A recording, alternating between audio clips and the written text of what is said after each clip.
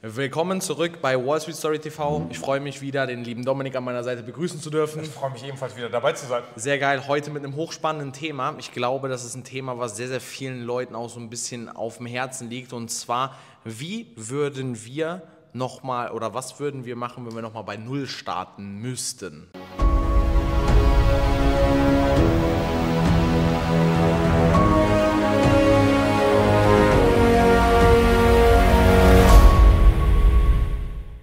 Was würdest du tun, wenn du heute jetzt mit nichts in der Hand da wärst und noch nicht einmal vielleicht das Wissen von heute hast, nur in Bezug auf die Tipps?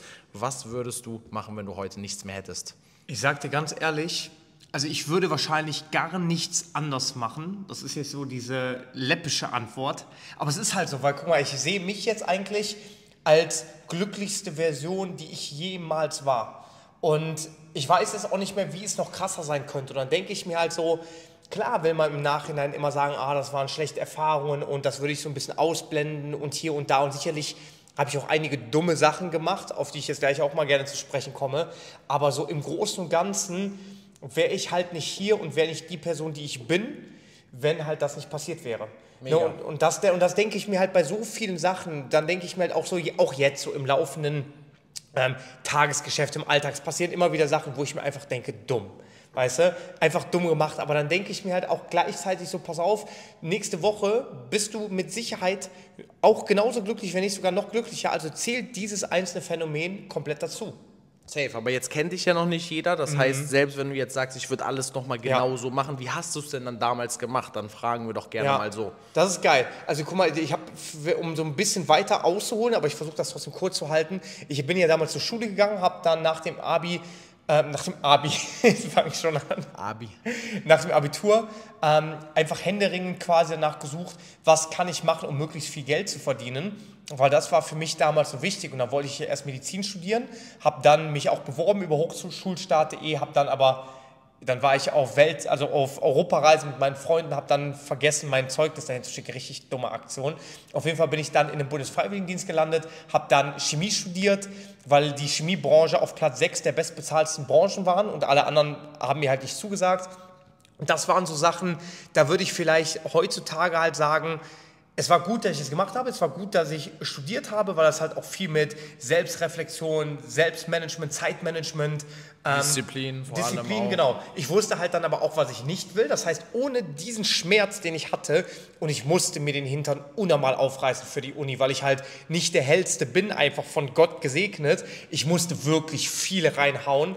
Er hat mich teilweise dann auch ordentlich krank gemacht so in dem Sinne, aber im Nachhinein hätte ich mir das gespart oder würde ich mir das sparen, weil ich halt einfach sage, ich habe was gemacht durch eine Fremdmotivation, irgendwie Geld zu verdienen, irgendwie voranzukommen, ohne mich halt wirklich selber irgendwie auf die Hinterbeine zu setzen und zu sagen, was macht dich glücklich und was willst du aus deinem Leben machen und dann go for it. Und das vielleicht verbunden damit, dass ich halt einfach wirklich, ich habe so viel Respekt und so viel Angst vor der Reaktion anderer gehabt. Und das ist so eine Sache, da würde ich halt wirklich einfach sagen, scheiß auf andere. Jetzt, wo wir jetzt sind, merken wir, so viele Menschen sind uns einfach, also egal in dem Sinne, aber so viele Menschen sind Energie- und Zeitverschwender. Und wenn du dir jetzt überlegst, du machst Dinge nicht aus Angst vor Reaktion anderer, aus Angst davor, dass du von Freunden belächelt wirst. Du gehst deinem Traum nicht nach, weil du Angst hast, wenn du irgendwas auf Instagram promotest, dass sich die Leute auslachen. Und in 5 Jahren sind diese Leute absolut nicht mehr in deinem Leben. Und du verschwendest deine Lebenszeit, deine Lebensenergie und deine größten Träume aus Angst, dass Menschen dich beurteilen oder verurteilen, mit denen du in 2, 3, 4 Jahren nichts mehr zu tun hast. Übertrieben wichtiger Punkt. Geil. 100% kann ich nur so bestätigen.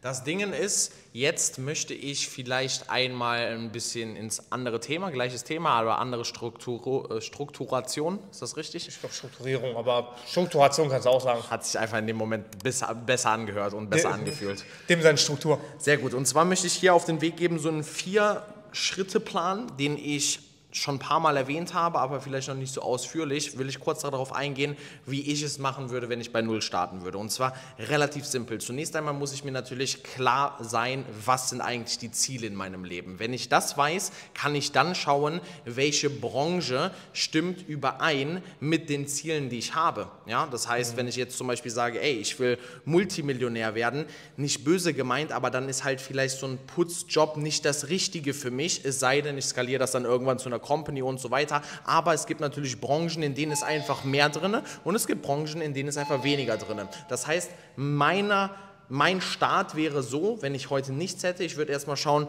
wo möchte ich hin. Wenn ich weiß, wo ich hin möchte, dann schaue ich, welche Branche würde mir das Ganze ermöglichen. Das wäre Schritt Nummer 1. Dann kann ich nur mit auf den Weg geben, versuche gerade in den jungen Jahren, aber es ist dafür niemals zu spät, versuche dich aus in verschiedenen Branchen, versuch ein bisschen deine Leidenschaft zu finden. Wirklich, ich habe so viele Dinge in meinem Leben ausprobiert, aber die waren alle essentiell notwendig, um die Person zu werden, die ich heute 100%. bin. Denn es muss ja nicht sein, dass es mich das zum Erfolg geführt hat, allerdings vielleicht auch der Misserfolg, der gehört ja irgendwo dazu zum Erfolg und ich war dann in der Lage zu sagen, alles klar, Versicherungen war ich mal drinne, liegt mir nicht, gefällt mir nicht, möchte ich nicht, perfekt, kein Erfolg damit gehabt, aber check, eine Erfahrung mehr, ich weiß jetzt ganz genau, das ist etwas, das möchte ich nicht, das macht mir keinen Spaß. So, dann, der nächste Schritt ist, suche dir eine Branche im allerbesten Fall, die zu deinen Zielen passt und die im Endeffekt halt auch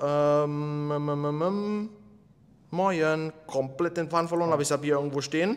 Genau, eine Branche zu finden, die dir unfassbar viel Spaß macht. Denn der ganz, ganz große Vorteil dessen ist, du brauchst dich dann nicht mehr für die Arbeit zu zwingen, du countest nicht mehr deine Hours, also deine Stunden und sagst jedes Mal, ja, nach 8 Stunden ist jetzt Feierabend, sondern das Geld wird tatsächlich in der Extrameile verdient. Ja? Das heißt, nach deinem 8-Stunden-Job, die Zeit, die du dann für dich selber investierst. Und deswegen ist mein Tipp einfach an dieser Stelle, versuch etwas zu finden, was dir unfassbar viel Spaß macht. Wie kannst du das finden? Indem du viele Dinge vorher ausprobiert hast, weil du dann per Ausschlussverfahren sagen kannst, alles klar, das liegt mir gar nicht, darauf habe ich Bock, darauf habe ich gar keinen Bock und irgendwann war es dann bei mir so, ich habe so ein Trading gefunden. Trading hat für meine finanziellen Ziele gepasst, hat mir unfassbar viel Spaß gemacht und hat ja, genau. Und das war halt das Allerwichtigste für mich. Und dann im Endeffekt, wenn du dieses eine Ding gefunden hast, skalier das an die Decke. Ja? Schau dann nicht mehr nach links und rechts, auch wenn es nicht einfach wird. Logisch, je mehr du vom Leben haben möchtest, desto schwieriger wird es auch in den ersten Jahren. Das heißt, das ist vollkommen logisch. Sei mit der richtigen Erwartungshaltung dabei und skalier das Ding einfach an die Decke. Komme, was wolle. Spielt keine Rolle. Wenn es einfach wäre, würde es jeder machen. Ja? Wenn es einfach wäre, wäre heute jeder Millionär oder Multimillionär, ja, aber wenn das deine Ziele sind, so wie es bei mir damals war, dann go for it, egal was kommt, es kommen immer wieder Steine in den Weg, egal in welcher Branche, egal auf welchem Level und die hast du so oder so, nutz diese aber, um im Endeffekt weiter zu wachsen, um in den richtigen Branchen dann irgendwann das große Geld verdienen zu können. Und das ist im Endeffekt mehr oder weniger genau, wie ich es gemacht habe. Das ist genau das, was du angesprochen hast. Ich würde nahezu alles genauso machen, wie ich es gemacht habe, denn das war mein Plan. Ja? Branche finden, die soll Spaß machen, die ist skalierbar und dann go for it. Und genau so würde ich es immer und immer wieder machen und auch jedem empfehlen. Safe. Leichte Entscheidung, schweres Leben, schwere Entscheidung, leichtes Leben ist immer so ein cooler Spruch, finde ich.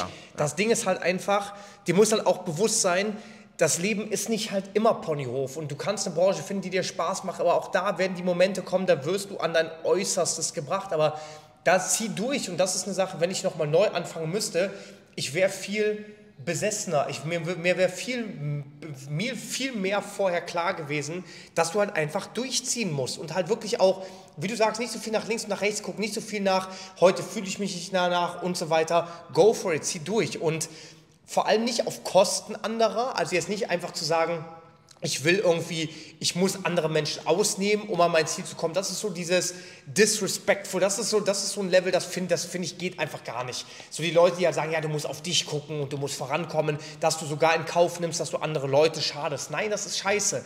Aber lass andere Leute ihre Sachen machen, lass andere Leute dich von mir aus belächeln, aber zieh durch, lass dich nicht so leicht einschüchtern, zieh durch und sei dir bewusst, es ist kein Zuckerschlecken, aber ich schwöre es dir, wenn du an dir und an deinem Kopf arbeitest und halt wirklich sagst, ich habe da Bock drauf, dann nimmst du Probleme als Herausforderungen wahr, dann nimmst du Ablehnung als weitere Bestätigung dar, dass je mehr du von einem Durchschnitt abgelehnt bist oder abgelehnt wirst, desto mehr weißt du, du bist auf dem richtigen Weg. Weil Mainstream und das, was alle machen, ist selten das, was Begeisterung entfacht, ist selten das, was glücklich macht, weil das ist genauso wie Gold oder wie Silber. Wert ist irgendwo an Seltenheit geknüpft. Wenn jeder ein Sixpack hatte, wäre ein Sixpack nichts mehr Besonderes. Wenn jeder, wie du halt auch sagst, super viel Reichtum hat, dann wäre Reichtum nichts mehr Besonderes. Es geht aber nicht unbedingt darum, dass man sich in diesem Materiellen oder in diesem Rennen verliert. Es geht einfach darum, was ist dir wichtig, was ist aber auch geil. Und deswegen ist halt so, es gibt Sachen im Leben, vor allem auch in Sachen Luxus und sowas, du musst nicht traurig sein, wenn du dein Traumauto nicht mehr hast, dass du aber noch glücklicher bist, weil du dein Traumauto fährst, als wenn du es nicht fahren würdest, ist ein zusätzliches Add-on. Deswegen go for it. Aber mach das nicht auf Kosten anderer, aber zieh durch und wirklich Attacke. Und diese Einstellung, die hätte ich mir, wenn ich was ändern müsste, vielleicht noch ein bisschen vorher eingepflanzt, weil dann hätte ich nicht so lange Zeit so rumgeschludert. Mega geil, mega geil. Ich möchte noch auf den letzten Punkt meinerseits zu sprechen kommen, nämlich auf das Thema Ablenkung. Das hast du ja gerade gesagt, nicht nach links und nach rechts schauen. Denn wenn du deine Branche gefunden hast, ja, und du siehst jetzt zum Beispiel, du bist jetzt im Trading unterwegs, da kommt aber Dropshipping. Ja, da erzählt dir wieder jemand auf Instagram, ja, Dropshipping ist der Shit. Bleib trotzdem beim Trading und zieh jetzt nicht, nur weil vermeintlich ein anderer in einer anderen Branche erfolgreich ist, zieh jetzt nicht die Reißleine und sag, ja nee, ich mache jetzt Dropshipping. Denn dann passiert Folgendes, du wirst im Trading ein Jahr investiert haben, ein Jahr ist gar nichts wert, das heißt, du wirst dort vielleicht Geld verloren haben, aber auf jeden Fall nicht weitergekommen sein. Dann machst du ein Jahr Dropshipping. Dropshipping merkst du dann wieder, weil du am Anfang mit der falschen Erwartungshaltung rangekommen bist, ist ja doch nicht so einfach, alles klar, aber der macht E-Commerce. Ja, E-Commerce, that's the shit. Ja, jetzt gehst du wieder von Dropshipping zu E-Commerce, nachdem du ein Jahr Trading, ein Jahr Dropshipping, ein Jahr E-Commerce und was kommt als nächstes? Es wird nämlich immer wieder andere Leute geben, die werden in irgendwelchen anderen Bereichen halt extrem erfolgreich sein. Das heißt aber nicht, dass du jetzt den Fokus verlieren solltest, denn it's all about Focus. Du musst nämlich, egal in welcher Branche, immer extrem viel Zeit und Energie reinstecken, damit etwas aus dir wird. Deswegen mein Tipp, such das eine Ding und zieh das durch. Lass dich nicht ablenken, guck nicht nach links und rechts. Es ist scheißegal, was der Dieter neben dir macht, der Helmut neben dir macht, der Ali neben dir macht, Mohammed oder wer auch immer neben dir macht. Alle deine Freunde, komplett uninteressant, voller Fokus auf dich. Und dann kann ich dir eine Sache garantieren, wenn du nicht aufgibst, dann kannst du auch nicht verkacken. Und das auf Garantie.